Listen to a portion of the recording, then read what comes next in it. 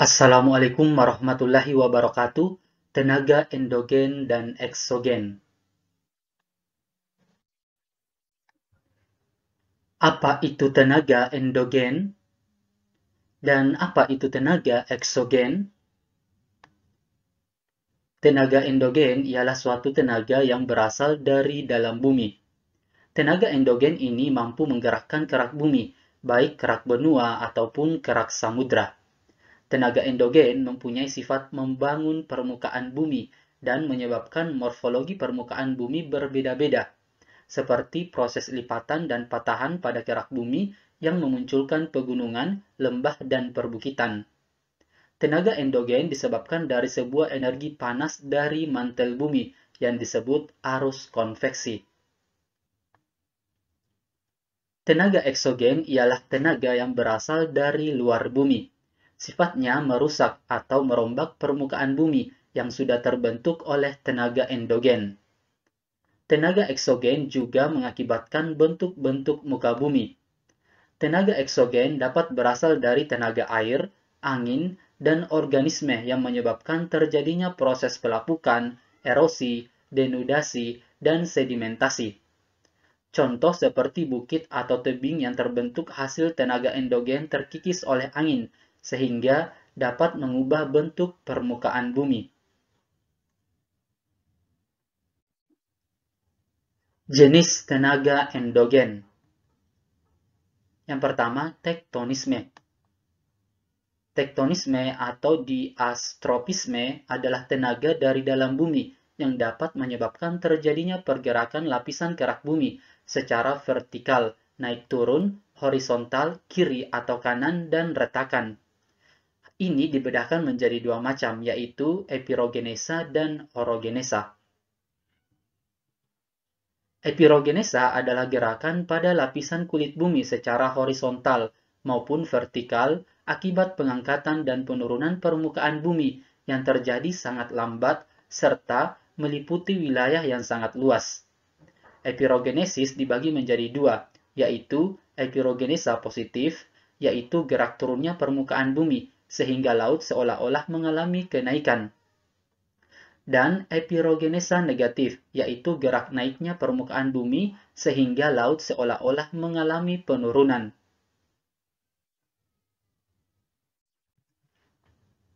Orogenesa adalah gerak pada lapisan kulit bumi secara horizontal maupun vertikal akibat pengangkatan dan penurunan permukaan bumi yang terjadi sangat cepat dan meliputi wilayah yang sempit, menimbulkan lipatan dan patahan.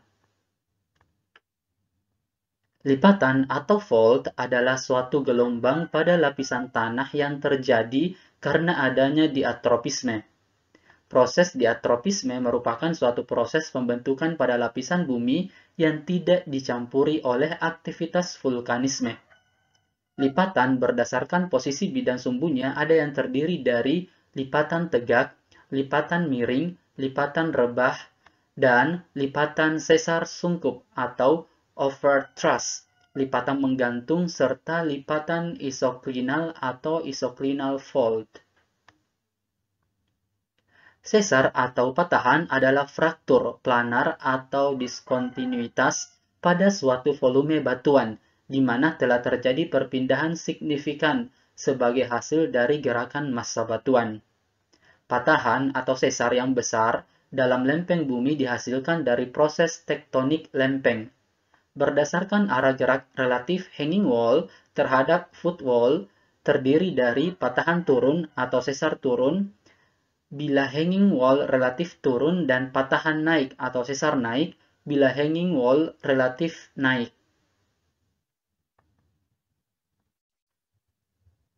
Yang kedua adalah vulkanisme. Vulkanisme adalah segala peristiwa yang berhubungan dengan magma yang keluar menuju permukaan bumi melalui rekahan dalam kerak bumi. Magma ini bentuknya cair dan berpijar. Magma bergerak naik ke permukaan bumi melalui diatrema, yaitu saluran yang mirip pipa. Jika sudah sampai ke permukaan bumi, berubah menjadi lava. Erupsi adalah proses keluarnya magma dari dalam lapisan litosfer sampai ke permukaan bumi. Erupsi bila berbentuk lelehan efusif yang keluar melalui retakan pada lapisan-lapisan batuan. Bisa juga terbentuk ledakan atau semburan eksplosif yang keluar melalui lubang gunung api. Gejala vulkanisme terdiri atas dua, yaitu gejala pravulkanik terjadi sebelum gunung api meletus, ditandai dengan suhu udara di sekitar gunung tiba-tiba naik. Binatang turun gunung, terjadi peningkatan bau belerang yang menyengat, dan gejala pasca vulkanik, atau terjadi pada gunung api ketika tidak menampakkan aktivitasnya, atau fase istirahat, biasanya ditandai dengan ditemukannya mata air panas yang biasa dijadikan obat kulit, ditemukan gas gunung api yang keluar melalui uap air, gas belerang, dan lain-lain.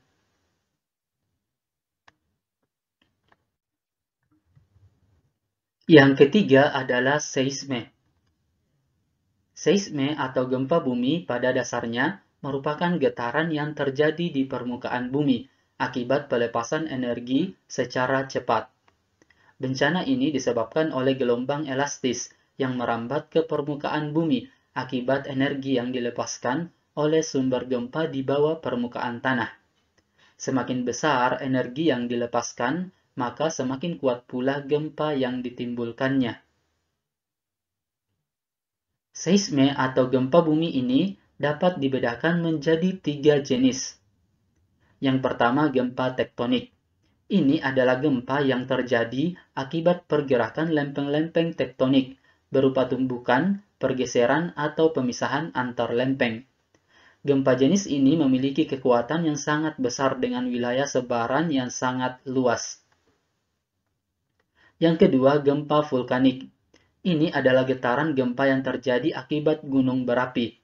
Gempa jenis ini dapat terjadi sebelum erupsi akibat gerakan magma ke permukaan bumi, maupun pada saat erupsi akibat tekanan gas saat terjadi ledakan. Dan yang ketiga adalah gempa runtuhan. Ini adalah gempa yang terjadi akibat adanya runtuhan massa batuan besar. Contohnya, runtuhan batu-batu berukuran besar di sisi gunung.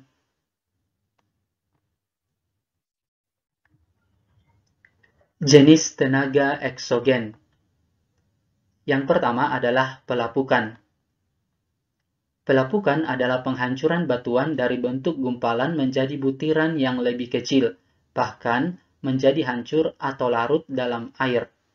Proses pelapukan dapat dikatakan sebagai proses penghancuran massa batuan melalui media penghancuran, berupa sinar matahari, air, gletser, reaksi kimiawi, kegiatan makhluk hidup, atau organisme. Menurut proses terjadinya, pelapukan dapat digolongkan menjadi 3 jenis, yaitu pelapukan fisis atau mekanik, pelapukan organis, dan pelapukan kimiawi. Kalian bisa lihat di gambar ini adalah contoh pelapukan organis yang disebabkan oleh tumbuhan dan menyebabkan batuan ini menjadi lapuk atau terbelah.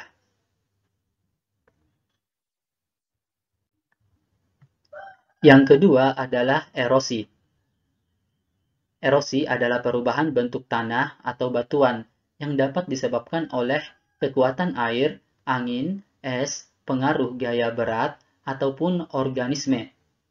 Erosi tanah yang tidak terkendali dapat menimbulkan kerugian bagi manusia dan ekosistem. Erosi dapat terjadi secara alami maupun akibat perbuatan manusia. Salah satu pemicu erosi akibat ulah manusia adalah erosi tanah di lereng gunung akibat penggundulan hutan. Proses erosi melibatkan 3 peristiwa secara berurutan, yaitu pengelupasan, pengangkutan, dan pengendapan. Saat semua yang ada di alam masih berjalan seimbang, erosi secara alami biasanya tidak sampai menimbulkan bencana, kecuali dalam kasus-kasus ekstrim, sebab partikel tanah yang terangkut seimbang dengan banyaknya tanah yang terbentuk.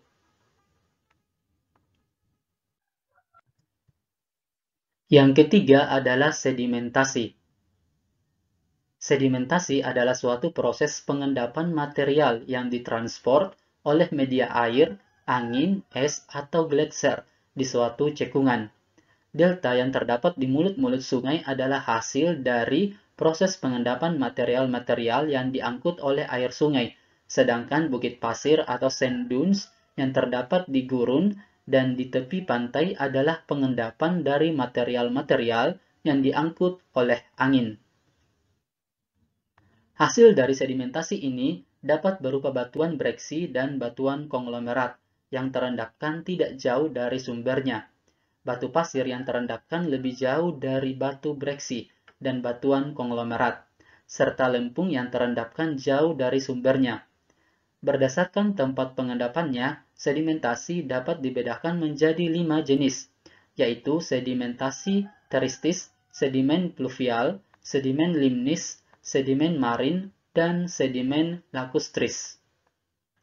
Kalian bisa lihat di gambar ini adalah delta, salah satu hasil sedimentasi. Oke, cukup sekian pembahasannya. Terima kasih. Assalamualaikum warahmatullahi wabarakatuh.